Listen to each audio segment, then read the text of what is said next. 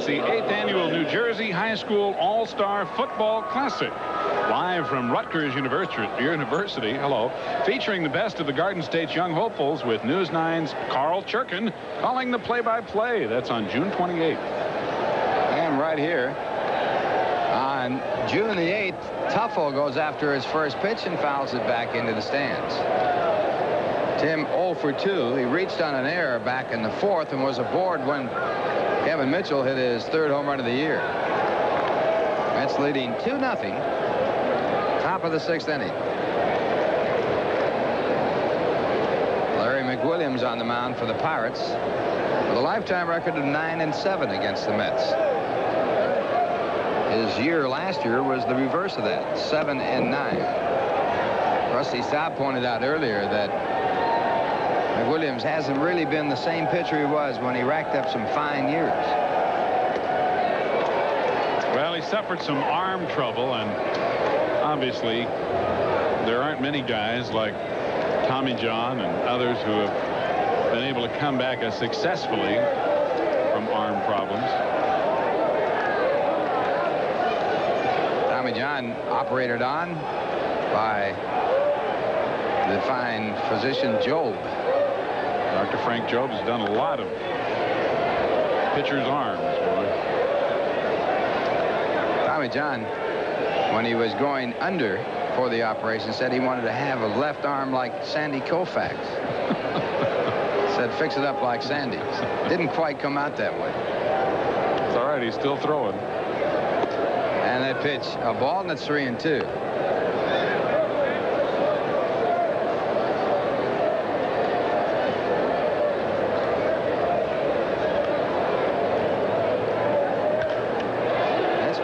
To deep right field, going back to right fielder Brown. He can't get to it. Tuffle goes into second base with a grounds rule double. Ball bouncing over the fence.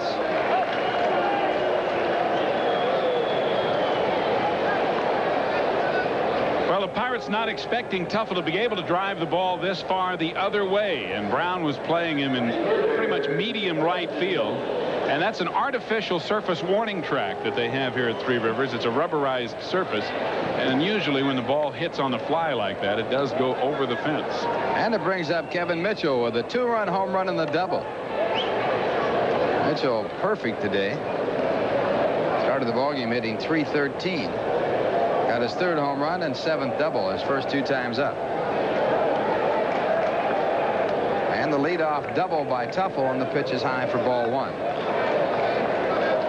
This guy right here, Ralph, typifies the other side of the coin in the platooning thing that we were talking about. This has given Mitch an opportunity to break into the big leagues and get his confidence going, and he's responded. Certainly has done a fine job. Davey Johnson has used him so very well. Jim Wynn throwing in the bullpen for the Pirates. McWilliams back in 1983 won 15 and lost 8. With 4 shutouts.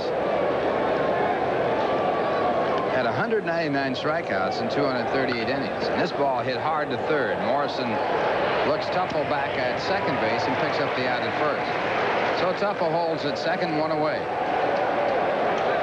Well, they finally get Kevin Mitchell out, but it's a hard out. He hits another one on the nose. And Morrison, because the ball hit so sharply on the rug, has plenty of time to throw him out. That brings up Gary Carter. Gary with a base hit up the middle in the 4th inning, 1 for 2 today. Mets with 2 runs on 4 hits. Pirates no runs on 1.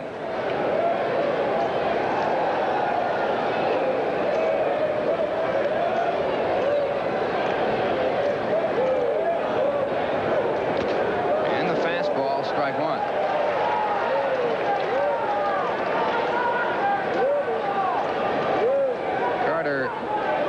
2 for 11 in this series.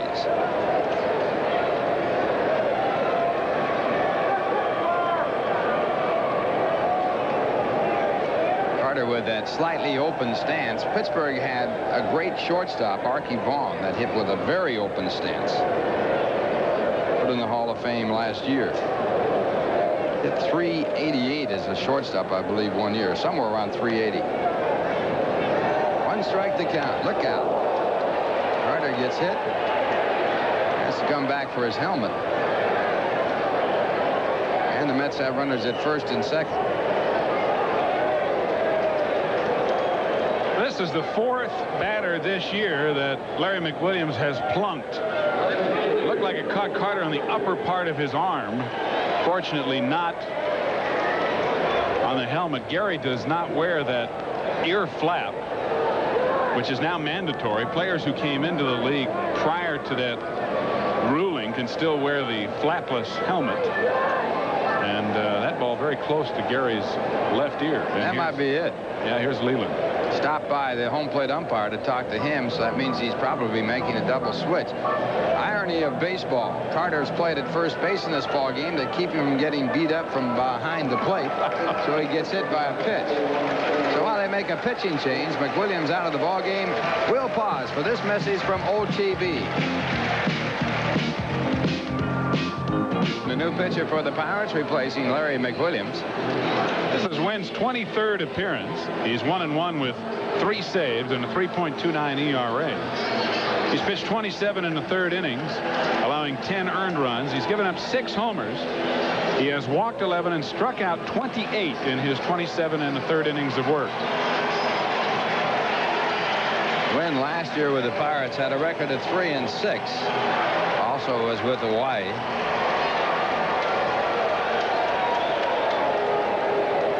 And cleverly here at Three Rivers, they were playing Jim Croce's song that includes the line, "You don't tug on Superman's cape, you don't spit in the wind, and you don't mess around with Jim." Apropos. George Foster, the first batter for Jim Wynn. George in this game is 0 for 2. Mets leading by a score of 2-0. They have runners at first and second, 1 man out in the top of the 6th inning. Last game of this road trip for the Mets. Short trip, 4 days, 5 ball games. They'll take on the Philadelphia Phillies tomorrow night at Shea Stadium. Mets have not decided who their pitcher will be. They might pull somebody up from the minors. And Foster fouls it back. It's out of play.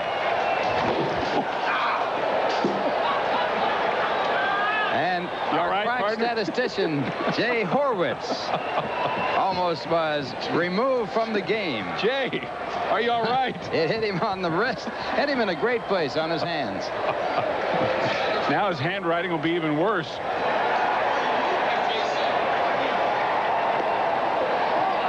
That pitch a ball, and it's 1 ball and 1 strike. That ball almost got you, Ralph. That hit the facade right underneath the upper deck when it looked like it was going into the upper deck and came right down on our desk.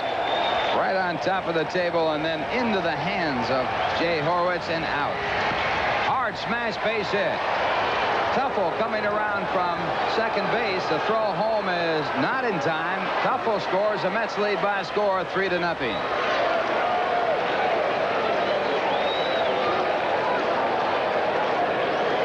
George Foster continuing to drive in runs. He's now hit in 6 of his last 7 games. This is his 8th RBI in his last 7 games. And in addition to that, it's his 24th RBI in the last 26. Good throw by the left fielder Bill Allman, but just not in time. Tuffle got hung up a little bit on Tony Pena, but was able to get around Pena and tag home plate. Decoy by Morrison to keep the runner Carter at second base. So Carter at second base, Foster at first, and the batter Ray Knight. Ray in this ball game is 0 for 2. That run charged to the record of McWilliams.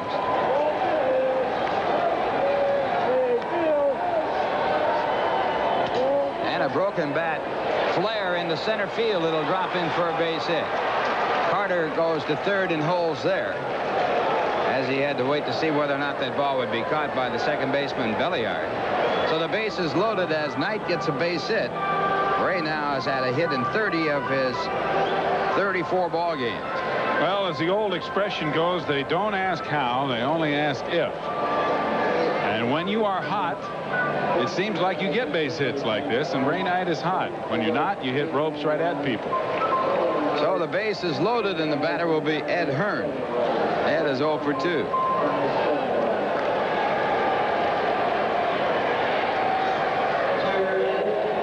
Pirates playing their infield at double play depth, with the exception of the first baseman, who is in. Hearn yet to have a RBI in the major leagues, and he's got a good shot here as he takes the first pitch, strike one. Came into this game hitting .294. Now had 19 at-bats. This one topped out to the pitcher's side, and he fields it, throws to the catcher, Pena, who steps on home plate for the force play. They throw down to third, but no play at all on Foster. Ed hits this ball right off the end of the bat. Pitch breaking away from him. He was out in front of it on top of that. And an easy play for McWilliams to get Carter coming from third. They tried to get Foster rounding the bag too far, but George did not go far enough to have any problem. So the bases remain loaded, and it brings up Rafael Santana with 2 men out. Rafael 0 for 2 has 6 runs batted in this year. Mets leading 3-0.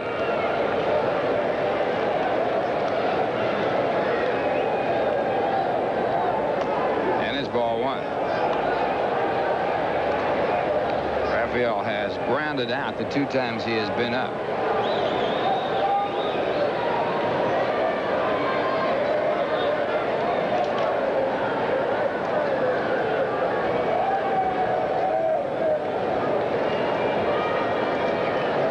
Is closed on Larry McWilliams now. He went 5 1/3, charged with 3 earned runs on 4 hits, struck out 2, walked none, and hit a batter.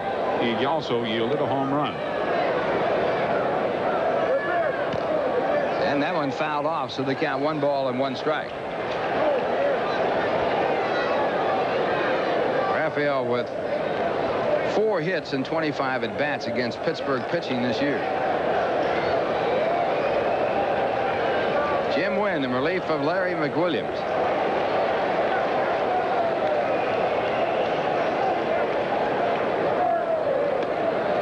And it's ball 2. 2 balls, 1 strike.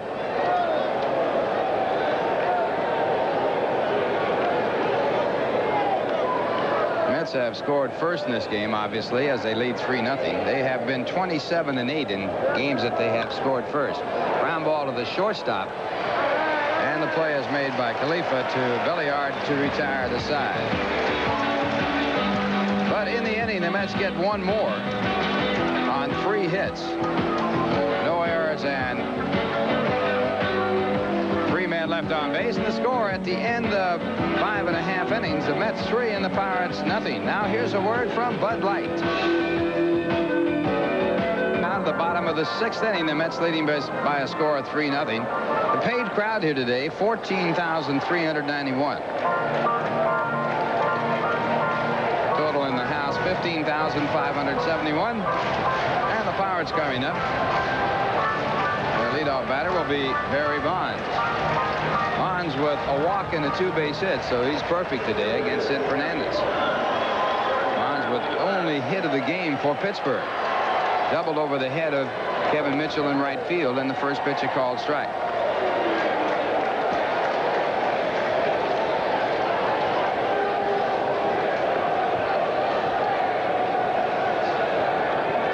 And the fastball foul back out of play, strike 2.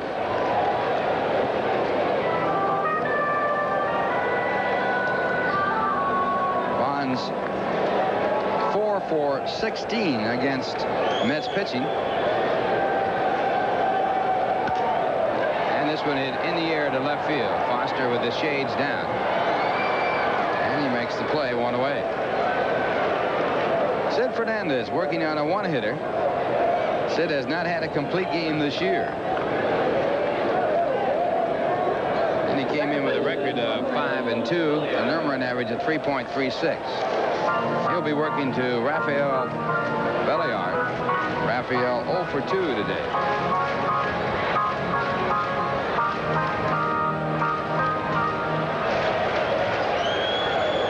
Pirates with a team batting average of 249.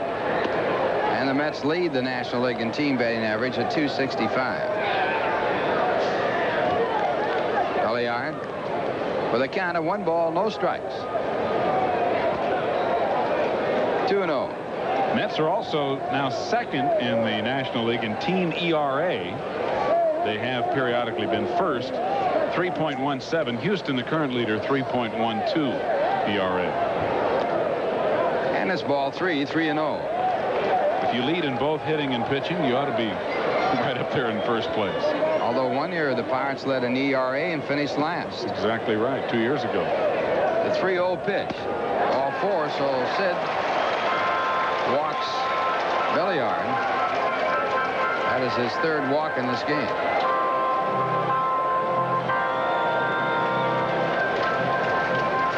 That'll bring up Bill Allman. Allman 0 for 2.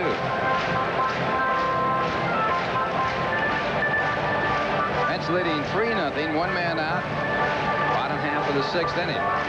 Now, most teams use a donut on the end of the bat, or they have a new metal collapsible bat that they swing. The Pirates use, or at least most of them, just a plain old-fashioned sledgehammer in the on-deck circle.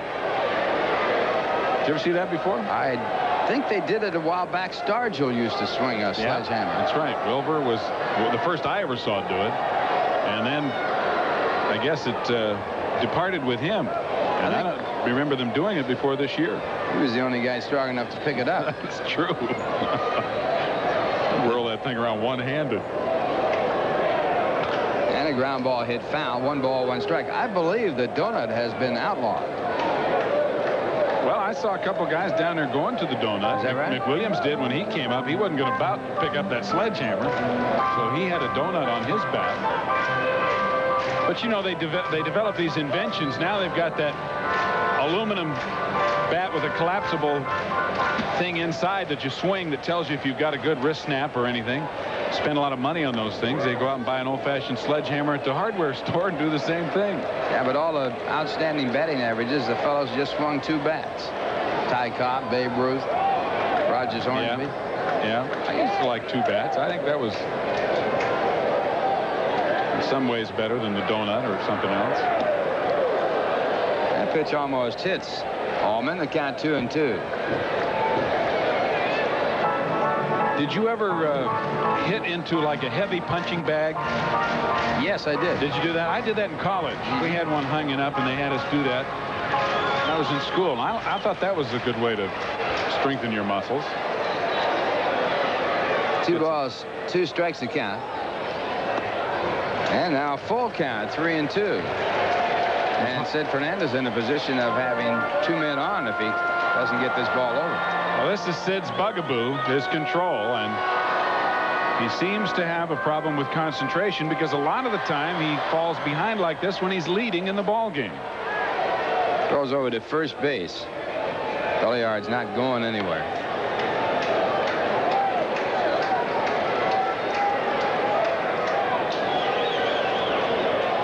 Three and 2 the count. Runner does move, and the pitch is ball 4. So 2 walks in a row, and the tying run is at the plate.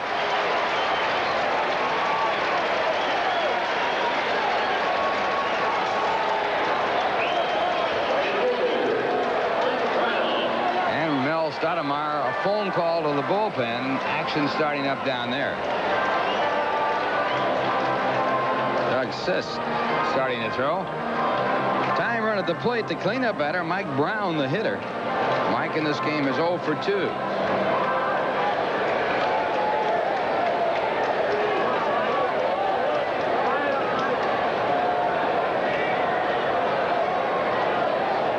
And the fastball is missed. Brown has had 3 home runs this year, and he has driven in 22. Acquired from the California Angels in the John Candelaria deal.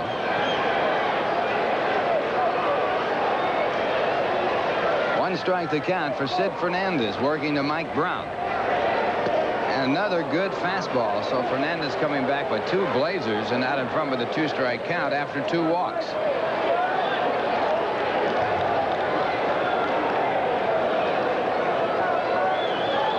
Just points up the fact that he really hasn't, apparently at least, lost anything physically. Goes to the curveball. It's hit on the ground off of Sid's glove. The throw goes to first in time for the out as the runners move up. That ball, a tailor-made double play ball, but Sid Fernandez got his glove on it, slowed it down. Well, that's right. The fortunes of baseball and sometimes the misfortunes. But Sid had to react to this ball because obviously had he fielded, he could have started the double play. But in doing so, he slowed it down and changed the trajectory to the point where the Mets only get one out instead of a possible two. And the batter coming up is Sid Bream. Runners at third and second, 2 men away. Bream is 0 for 2, has been struck out once. And the curveball, a strike call. Bream with 7 home runs, 26 runs batted in, hitting .278 at the start of the game. So Sid Fernandez in his first crises in this game. And it is hit it in the air to shallow center. Mookie Wilson right there. And Sid resolves the problem. No runs, 2 walks, 2 left. And the score at the end of 6. The Mets 3 and the Pirates nothing. Now here's a word from Lincoln Mercury.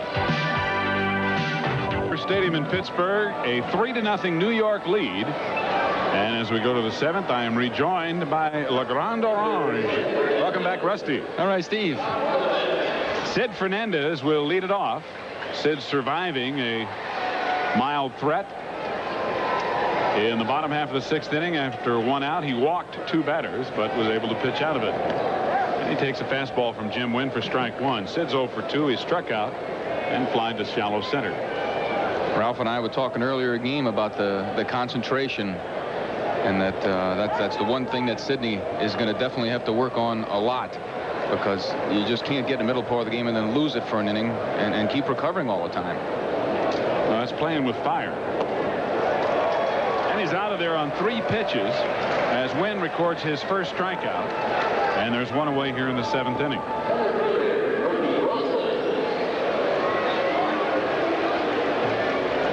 There's Wynn over the top. Nice sinker. As we said earlier, Sidney may have to work a little bit more on those pitches. He's a little extra BP. Looked like his head was looking out to right field instead of at the ball. It's tough for the pitchers on the road. They don't really get a chance to hit much. No, that's true. Although some are doing it now because of the 24-man roster, or at least some clubs are having some of their pitchers hit. Yeah, some of the better hitters that they might that are pitchers as a pinch hitter. Correct. We've done it this year ourselves. That's once. right. Mookie Wilson's 0 for 3. He's flied out, grounded out, and popped out. Rick Aguilera, being the pitcher, drew a walk. In Friday night's 2nd game of the doubleheader, hit a 2-run home run. He wasn't pinch hitting at the time, but he can put the bat on the ball. That was his first hit this year. And Mookie puts the bat on the ball and hits it into the gap in right center field. It's going to one-hop the wall. Mookie going to second as Barry Bonds comes down with it, and it's a 1-out double for Mookie Wilson here in the 7th.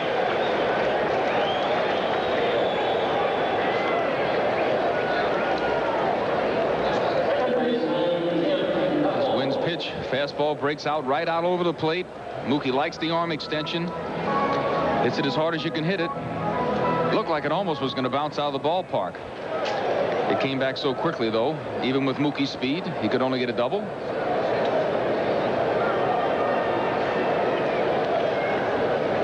So Mookie at second with 1 out for Tim Teufel, who's 1 for 3. Teufel takes a fastball for a strike. Teufel is flied to shallow right. He reached on an error in the 4th inning and scored ahead of Kevin Mitchell's 2-run homer. And he doubled and scored in the 6th inning.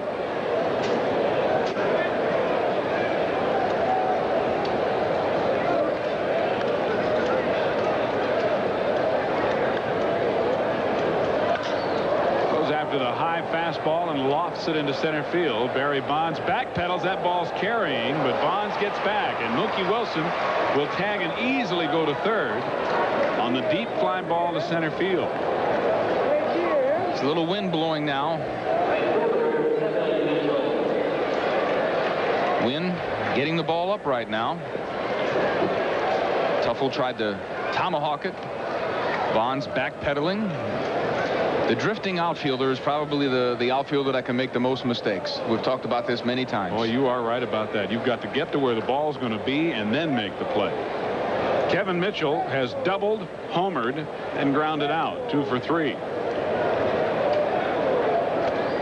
And he misses the sinker for strike 1. Wynn has had an outstanding sinker so far today. Since coming into the game in the 6th inning, he's had quite a few ground balls, and Rick Aguilera is beginning to throw in the New York bullpen.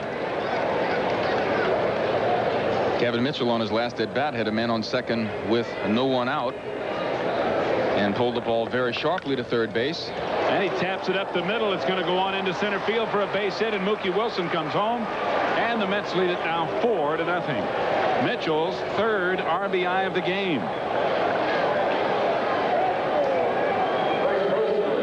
This is basically what you term an AstroTurf hit. A hard ground ball right over the pitcher's head, just eking through the infield.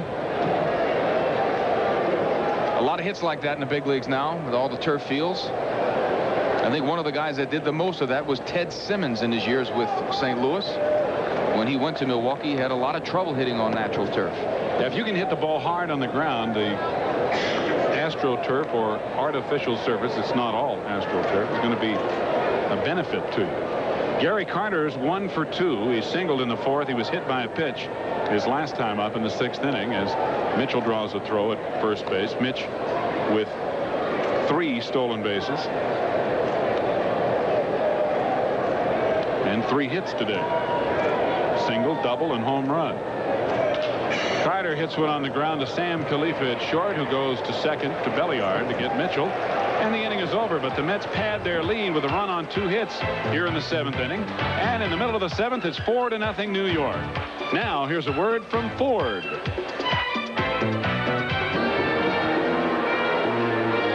Get ready. Get your paints and your papers and all the stuff you're going to need, because Banner Day is just around the corner.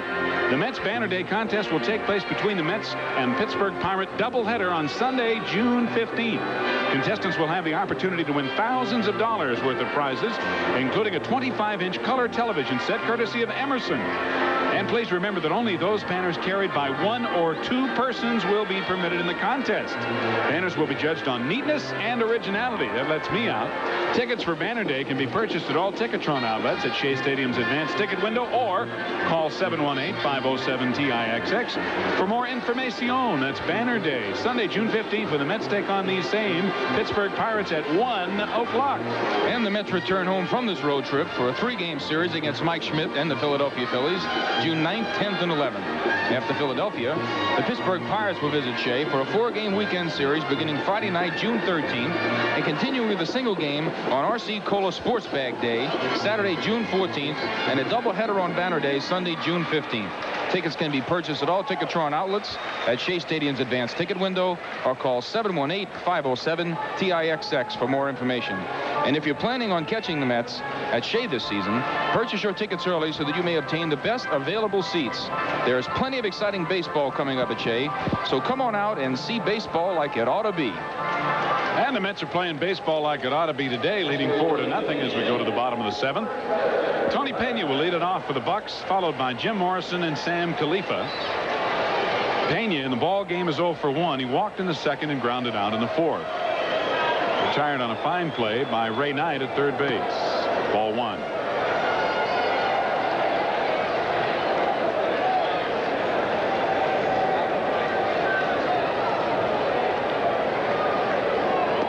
Ball 2. I think this year Davey Johnson has tried a few times to push Sidney further into the games. Earlier last year, I think if he got in a little bit of trouble in the 5th or 6th innings, he brought the reliever in a little earlier, trying to build some confidence with Sid. But I think he's trying to push him further and get him to start getting to the 7th and 8th innings more often now, even into the 9th inning. Sid has not had a complete game. And Don Robinson, whom we spoke of earlier, celebrating his 29th birthday today and just reactivated, is throwing in the Pirate bullpen. And there's ball 4 to Pena. And it has not been on very many occasions when Tony Pena has walked twice in one game, but he has done so this afternoon, and he is on to start the 7th, and Sid has walked 3 of the last 5 hitters he has faced now. And I think that's going to start the Met bullpen, get a little activity down there. Rick Aguilera was throwing before, but having pitched the second game of the doubleheader Friday night, he was just getting his work in. And there's Roger McDowell beginning to throw.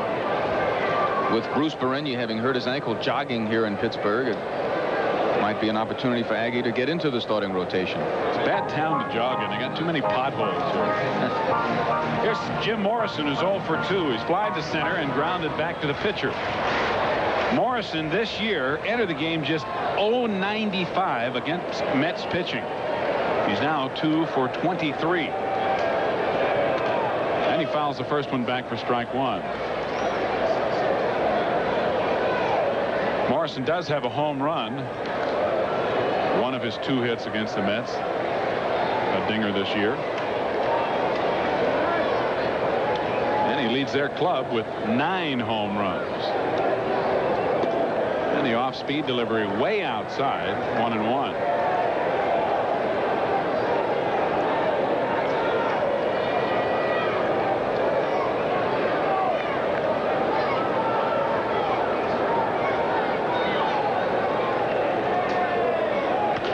Fastball hit foul the other way down the right field line. 1 ball, 2 strikes.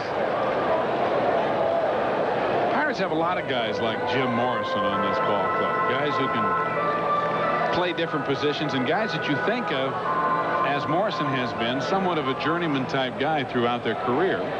And they've now begun to mix in a lot of young talent with those all-around type veterans. Sharply hit, and Knight with a fine play, but he won't have a play to make after getting to the ball. He does, however, save an extra base hit and keep the lead runner at second base. Is Knight going for the ball? This ball looks like it's going to get through. Can't see it so well there, but he dove for that ball, knocked it down, realized throwing it would be a mistake. We're going to see it here. Nice stop. Throwing there would only give him a chance to make an error. And what you were saying, Steve, I think the one thing that the Pittsburgh organization has tried to work on doing, they had so many players who were dissatisfied here over the last few seasons with playing as part of the Pittsburgh franchise. As they got rid of those guys, they said, the heck with it. You know, we're going to bring some guys in here who want to play. And here's one of them right here, and Johnny Ray. Johnny Ray has been sort of the core around which they have tried to rebuild this team. And he's going to pinch hit for Sam Talifa. Ray did not start the game, but he is among the league leaders, second at the start of play, hitting .337 to Tony Gwynn's .341 in the National League. And he misses the fastball for strike 1. So far this season, Ray is 0 for 1 as a pinch hitter. He doesn't get very many opportunities to pinch hit. Bill Robinson trying to get the outfielders to move in. Specifically, Wilson in center and Mitchell in right. And a late swing on another fastball, and it's 0-2.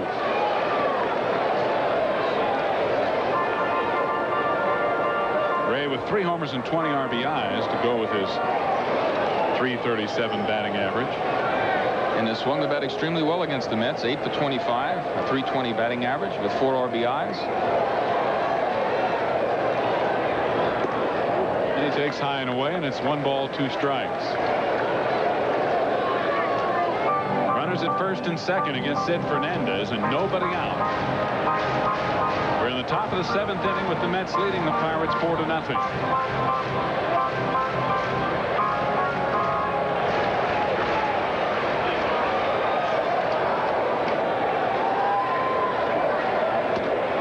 Him out. Big strikeout for Sid Fernandez, his 5th of the afternoon, and there's 1 away here in the 7th inning. It's just amazing to see him strike out so many times in this series. We're seeing 2 things that are contrasting. We're seeing Tony Pena walking, which is a rarity, and we're watching Johnny Ray strike out so many times this series. Well, that's just another indication of why baseball is so unpredictable. Mike Diaz will pinch hit for pitcher Jim Wynn. Diaz hitting .188, no homers and 3 RBIs. He's 2 for 13 with 2 RBIs as a pinch hitter. And there's Don Robinson, who has been throwing and will apparently be the next Pirate pitcher. Diaz has had 6 at-bats against the Mets. There's only 1 hit. But certainly looks like a strong young player.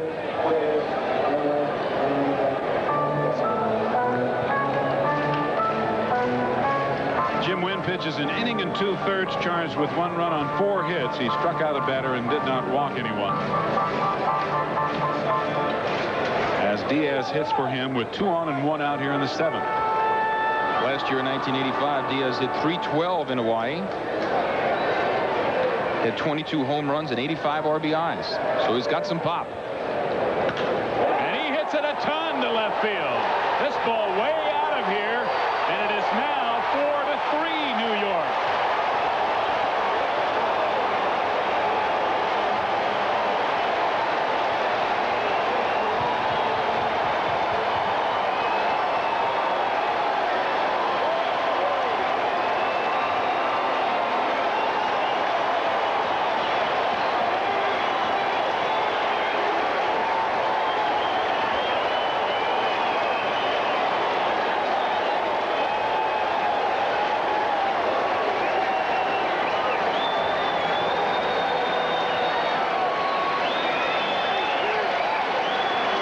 Fastball right out over the plate. As we said, Diaz with fine power certainly got all of this ball. When it left the bat, you just knew it was going to be out of the ballpark. And for Mike Diaz, I believe that is his first major league home run. So it's now a 1-run ball game, and here's Barry Bonds. Still only 1 out.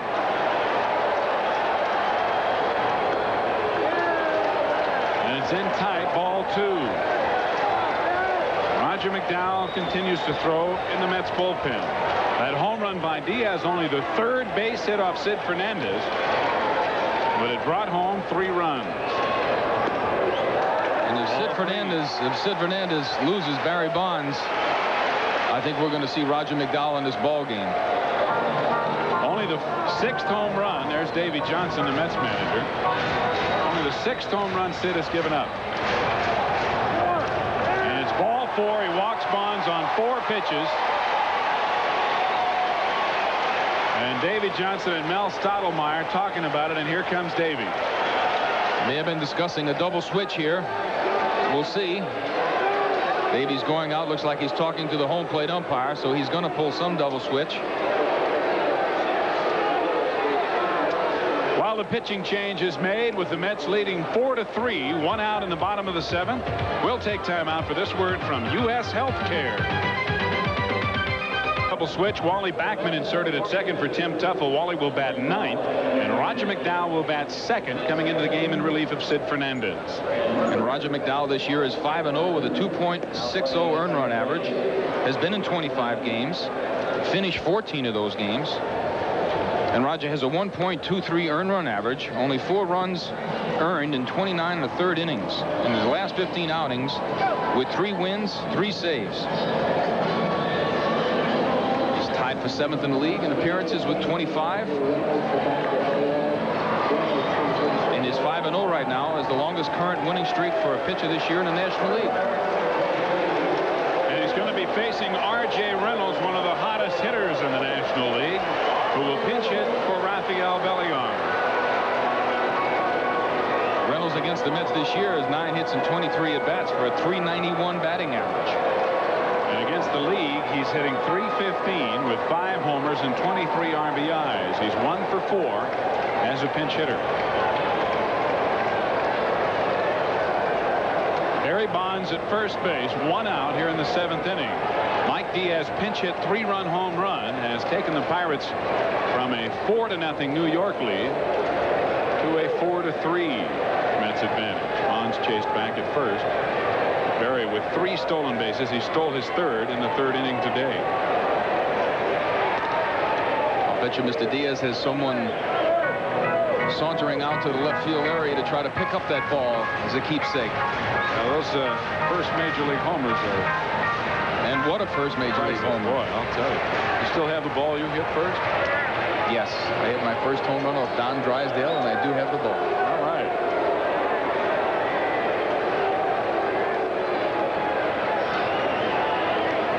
My first home run off Don Drysdale, and also was knocked down first by Don Drysdale in my career. Well, that would figure. Actually, the knockdown came before the home run. Is that right? Yes. Well, it probably then was not the last time you were knocked down by Drysdale. Definitely not. The Twin D could flip him with the best of them. Sometimes he wouldn't flip you, he'd just hit you. 1-0. 1-1 as Reynolds goes after the sinker. Misses it. Roger McDowell, bread and butter pitch, sinker down, breaking out of the strike zone.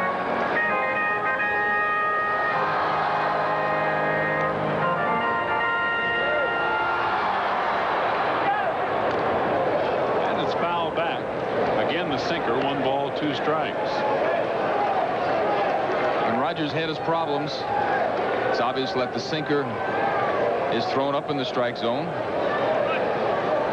But he has not done a lot of that, especially as of late. Rogers pitched very well.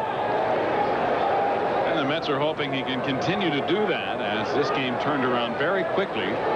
One swing of Mike Diaz's bat, and Reynolds is struck out. Home plate umpire Joe West says he went too far. And that's the second out here in the 7th. It's tough to lay off Roger McDowell's pitches. He comes in hard here.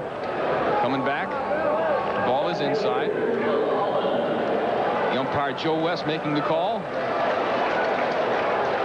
And RJ did a pretty good acting job. He might get nominated for an Academy Award, but he didn't complain too much. He knew he was fooled. Bill Allman, 0 for 2 plus a walk. Barry Bonds at first, now with 2 out. Bonds representing the tying run.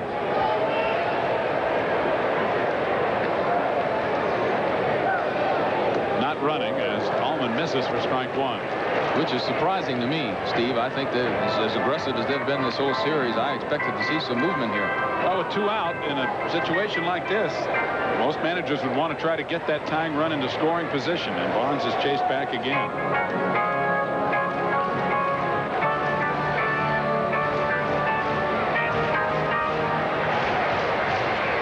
1 strike to count. 1-1.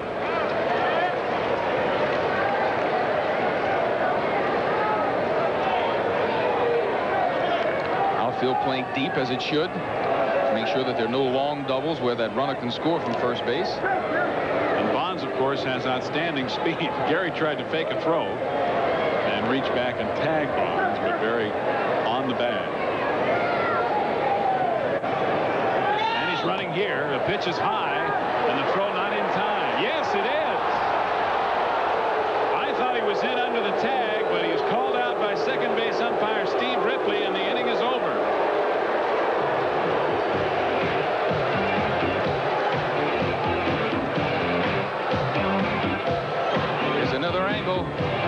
Backman with the tag.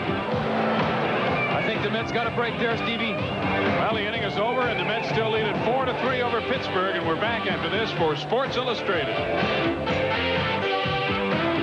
R.J. Reynolds, who stays in the game after striking out as a pinch hitter. Bill Allman, who started in left, moves in to play shortstop. And Johnny Ray, who pinch hit, stays in the game for Rafael Belliard, who was pinch hit for. And Jim Wynn is the new pitcher for the Pirates.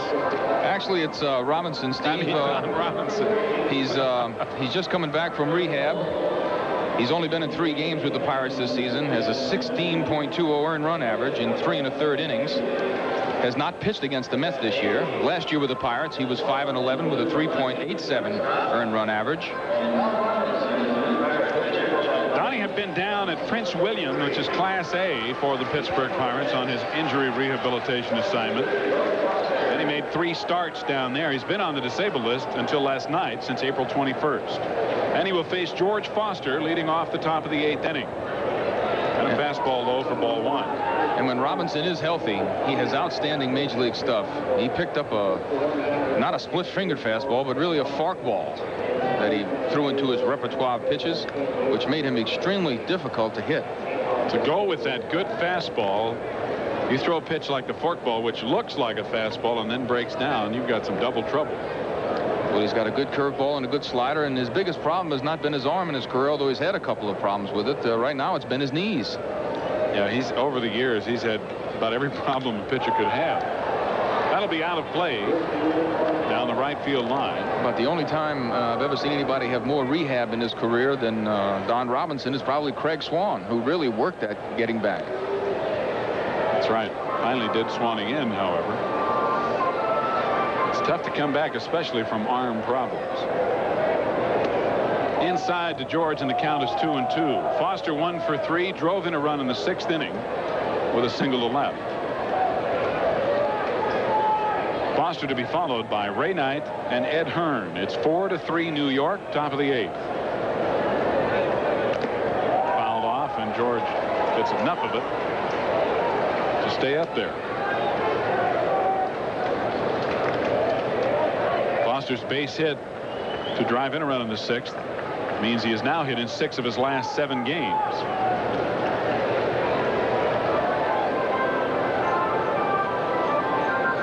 With 8 RBIs. George with 344 career home runs, 37th on the all-time list. High and tight, and the count is full. Chasing Richie Allen, who's 36 with 351. That's 7 to go. Boy, he could hit him a long way, couldn't he? He was the most outstanding young hitter I think I saw during my young years in baseball. Strike 3 call. The fastball at the knees gets Foster looking. George disagrees with Joe West, but there's 1 out in the 8th. Don Robinson with the delivery. Fastball. Tough location. Joe West, the man of decision, calls it a strike. And here's Ray Knight. Knight 1 for 3, reached on an error in the 4th, single to center in the 6th inning. And that's ball 1. Ray has hit well against the Pirates, entered the game batting .381, which included 2 home runs. Ray's just hit well, period. And he drives one into the right center field gap that will not be caught. It too will one-hop the wall as Knight chugs into second with a double. And as you were saying, Steve, he is still swinging an outstanding bat. Robinson gets a fastball, maybe a little cut fastball out over the plate. Ray Knight goes with it exceptionally well.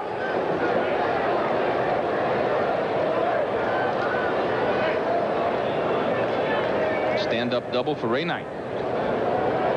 And that's Ray's 13th double of the year, which ties him for 5th in the league behind the leader Vaughn Hayes of Philadelphia, who has 18. Ed Hearn is 0 for 3. He is struck out, lined into a double play, and reached on a fielder's choice. Fouled straight back for strike 1. The Mets this year seem to, in so many situations, when the opposing club narrows the gap, seem to find a way to score other runs. It's been the key to their success. They've had some blowouts. But as we've said many times, you just got to keep on coming in this game. Well, that along with the success of the Mets bullpen has made them tough to catch whenever they have gotten a lead in a ballgame. That ability to score more runs, and then Orozco and McDowell having outstanding years, and Doug Sisk has come back and pitched very well since being recalled from Tidewater.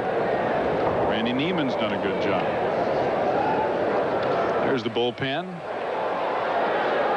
Catching a few rays. And there's Randy Neiman throwing. 1-1 to Ed Hearn. 1 out, Knight at second. 4-3, the Mets lead. And Ed lays off the high fastball. 2 balls, 1 strike.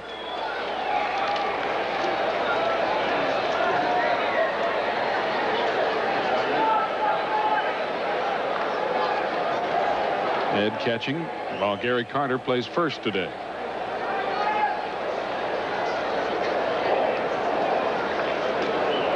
And a fastball hit well into center field. Bonds going back, makes the catch. Nice play by Barry Bonds on a well-hit drive into the gap, and Ray Knight goes back to second.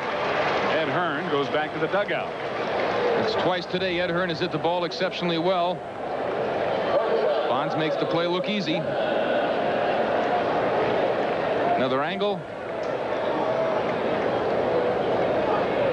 He's going to be a good center fielder. Good looking young ball player. So 2 out of the inning, and Rafael Santana the batter. Santana 0 for 3. Pena out to have a brief conference with Don Robinson. Maybe reminding him that the pitcher is not the next hitter. That the Mets have flip-flopped. Wally Backman on deck.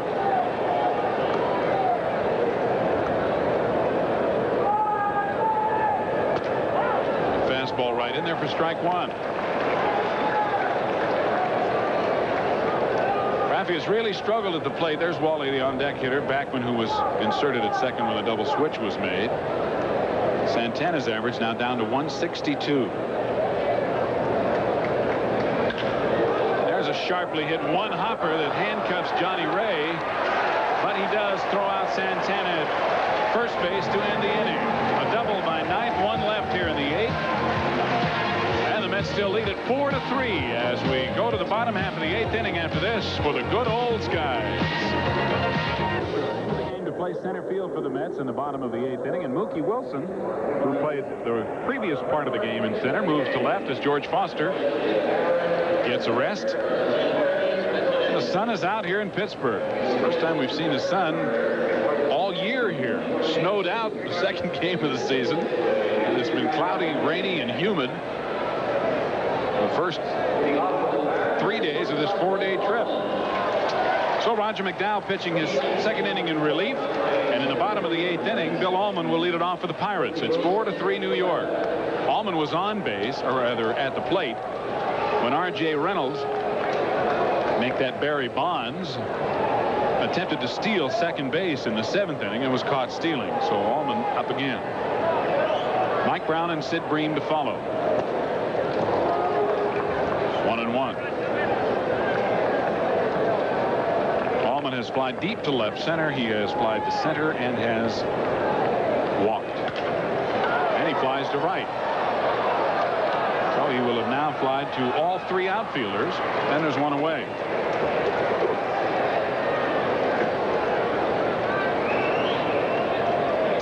McDowell entered the game for Fernandez in the seventh inning with one out.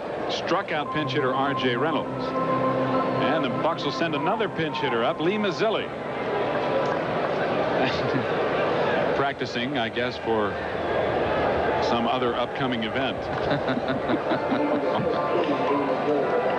They probably would never dream that anybody saw them do that either. Especially as high up in the stands as they are. They are at the absolute peak of this stadium. Bill Webb will find you wherever you are.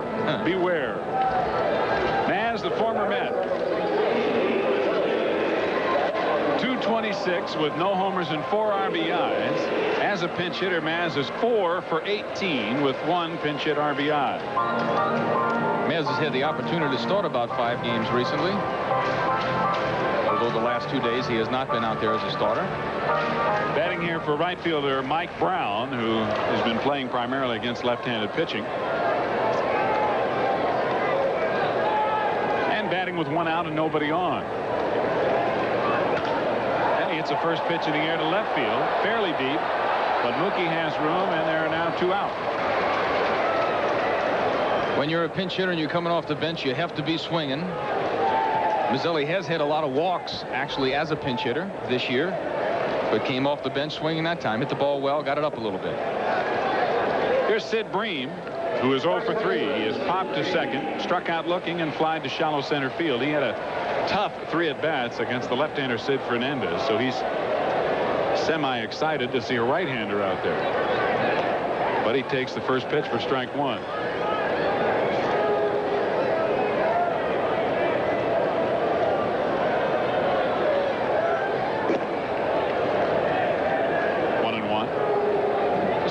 More than half of Sid Bream's 47 hits are for extra bases. 24 of them. This one will not be one of those, however, as Wally Backman makes the play at second, and it's an easy 1-2-3 inning for Roger McDowell here in the 8th. Still 4-3 New York as we go to the 9th inning after this for Bud Light. It's the red-hot baseball action continuing Tuesday night at 7:30 when the New York Mets take on the Philadelphia Phillies live from Shea Stadium here on Channel 9. R.J. Reynolds, who was in left field, now moves to right field to start the 9th inning, and Lee Mazzilli, who pinch hit for the right fielder Mike Brown, stays in the game in left field.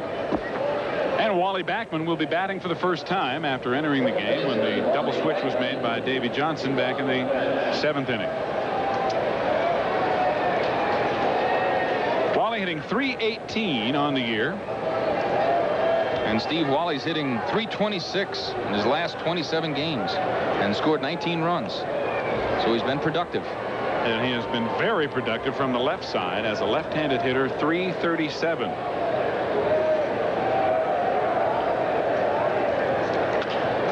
Grounded to second. Johnny Ray comes in a few steps, respecting Backman's speed, and there's one away.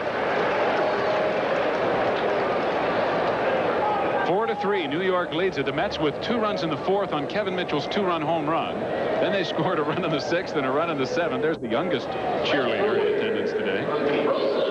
And another one. And they led 4-0 at that point. Trying to stir the fans up here, shaking his arm. He's got those hot sunglasses on, too. He's ready for anything. The Pirates scored their 3 runs in the 7th when Mike Diaz hit a 3-run pinch hit homer.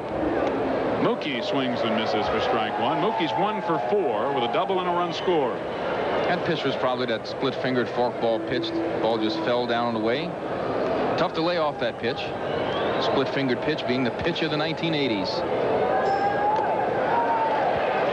And it's strike 2. Thanks to the success of the Detroit Tigers in 1984. And I think originally Bruce Sutter bringing the pitch, true, probably into baseball more so than any other pitcher. Mookie's out of there. He did not run, not knowing that the ball was not handled cleanly by Tony Pena, so Pena tags him out. 2nd strikeout for Robinson. That's Robinson. That's the split finger, forkball, whatever you want to call it. It's a very tough pitch. It looks just like a fastball, and the bottom falls out of it. It's like a dry spitter. So 2 out and nobody on, and Roger McDowell will hit, batting 2nd in the batting order. Raj does not get up too often, like most late inning relief pitchers. And he gets a base hit. McDowell with a single to right. Only his 2nd hit of the year. He's now 2 for 7.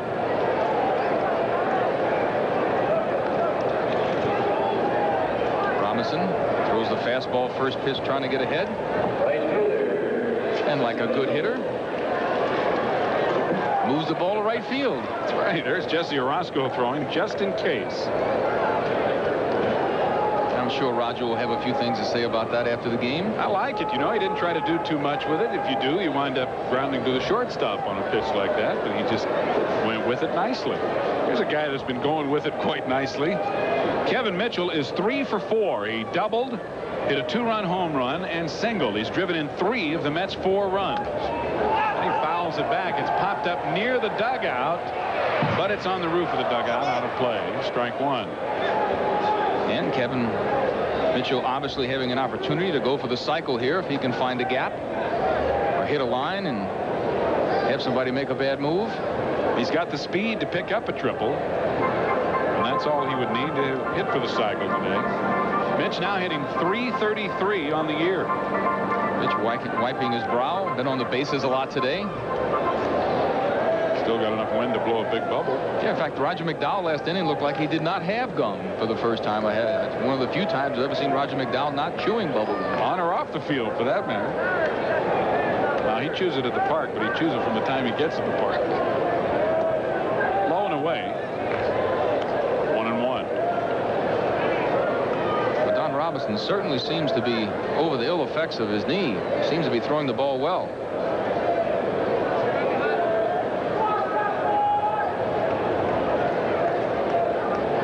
Catcher telling him that the first baseman is playing behind the runner.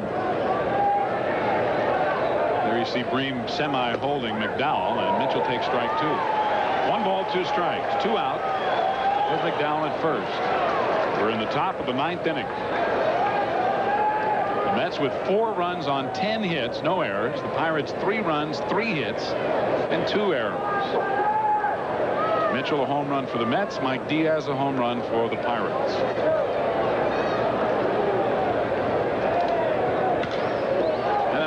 play, and the count holds at 1-2. The Mets came into this game leading the National League in hitting. Have done nothing today to deter that.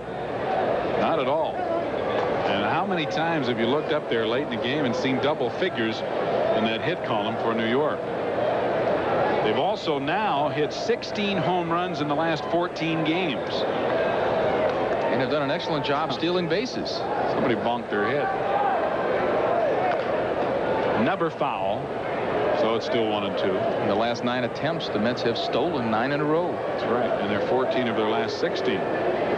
All coming together to give New York the best record in baseball. The Mets are going for their 37th victory against only 15 losses. And they opened the day with a 9-game lead over the Montreal Expos. Obviously the best start in Met history. So another 1-2 pitch to Kevin Mitchell. Foul back.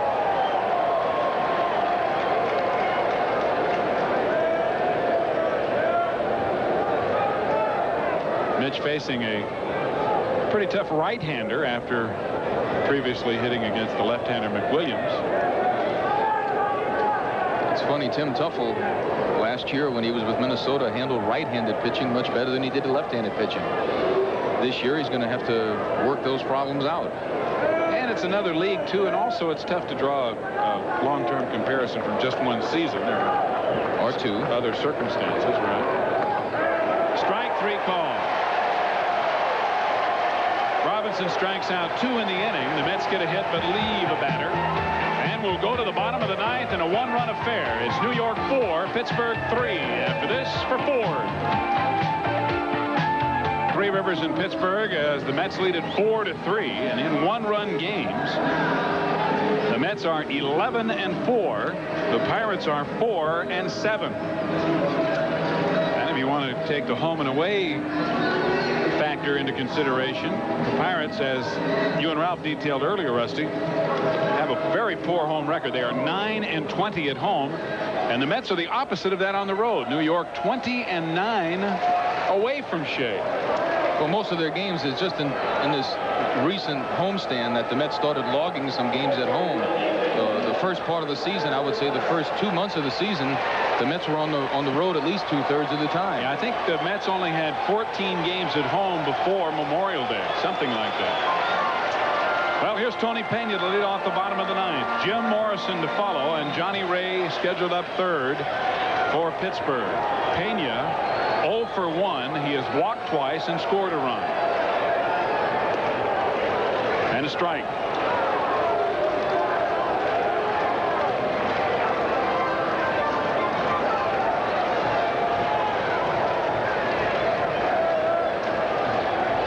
Tony looks like he's ready to do some serious hacking. He's got those shirt sleeves pushed up. And he does do some serious hacking, looping one into the right center field gap. Mitchell over to cut it off. Will hold Pena to a single to lead off the bottom of the 9th. And the Pirates have the tying run aboard with nobody out. Well, Tony Pena doing something that he should do more often in moving the ball toward right field. Certainly does it here. That's the first hit off Roger McDowell. And here's Jim Morrison, who's 1 for 3 with an RBI single and a run scored.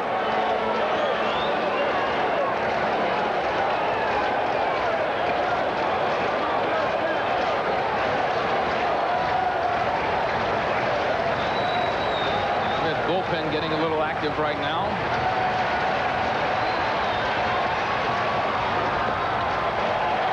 And the sinker is low, and Tony Pena had a thought in his mind about going down to second, but retreated to first. McDowell in relief of Fernandez, as Morrison a right-hander here, and then Johnny Ray, a switch hitter, scheduled up next. Strike call.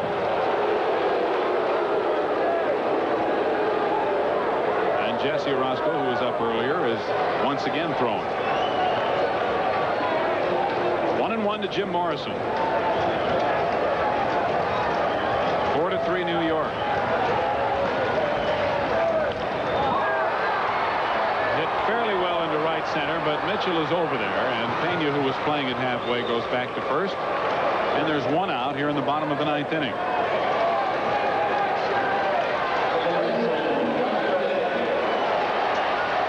And here's Johnny Ray.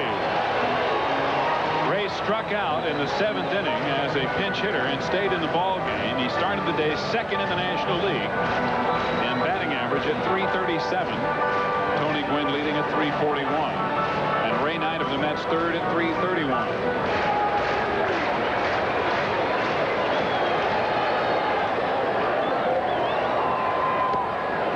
Just outside, ball 1.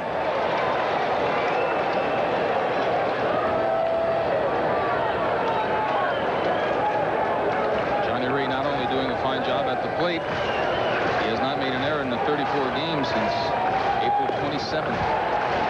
He's having one fine season. Actually has been hitless in his last 2 games, one of the few times in the last 2 years that he's gone 2 games in a row without a hit. That is correct. He has really been consistent, and he's hit .358 here at Three Rivers Stadium this year. And he hits it on the line to center field, but Dykstra has a beat on it, and there are 2 away in the 9th.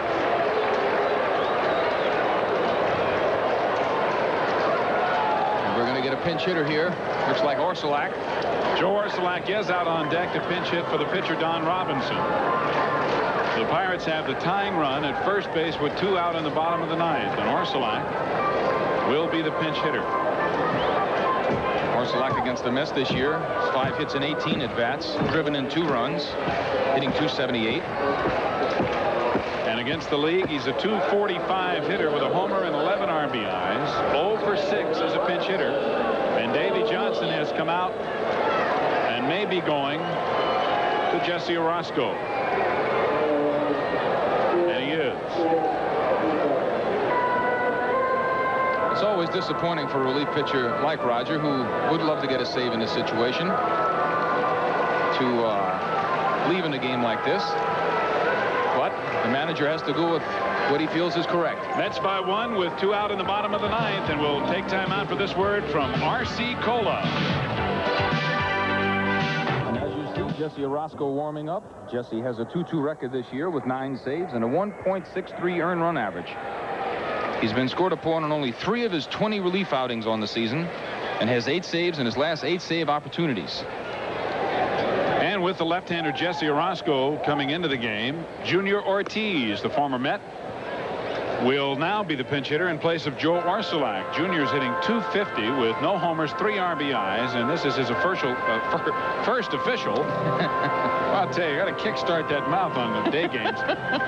First official at bat as a pinch hitter. And Junior's been hot. Yes, Junior has been hot. He's had 5 hits in his last 9 at bats for a .556 average. And you know Junior would like to be up and aggressive in this situation. Tying run at first base for the Pirates with 2 out in the bottom of the 9th. Ortiz representing the winning run.